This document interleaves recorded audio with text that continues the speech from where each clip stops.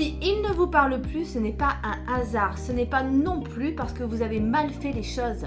Quand un homme se mure dans le silence, après une dispute, ce n'est presque jamais sans fiche. C'est souvent un mécanisme de défense. Un homme se mure dans le silence, soit il fuit les conflits pour éviter de perdre la face, il évite les émotions parce qu'il ne sait pas les nommer ou il ne sait pas les nommer ce qui lui traverse.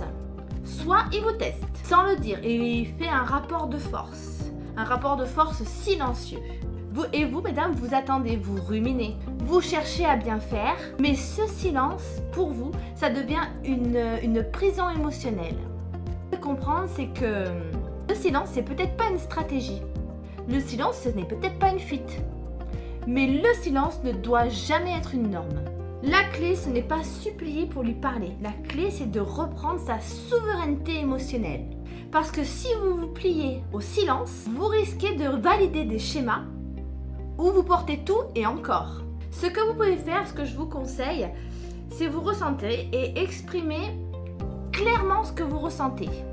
Posez un cadre sain et dites « Je comprends que tu aies besoin de temps, mais moi, j'ai besoin de dialogue pour avancer dans ma vie, pour avancer dans notre couple. Et s'il fuit encore, vous avez votre réponse. Et moi, je vous le dis en tant que coach, vous méritez mieux que des on-dit.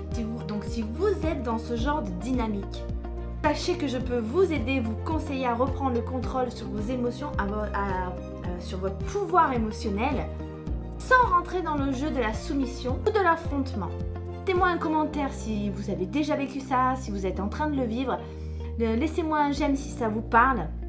Réservez un appel de 30 minutes avec moi pour qu'on puisse faire le point sur votre situation. Le lien, il est dans la bio. On identifie ce qui se joue ensemble dans votre vie, dans votre relation pour vous-même, pour votre entreprise aussi. Et comment on s'en libère? Parce qu'une relation saine, dans n'importe quel domaine, ça ne se construit jamais en silence.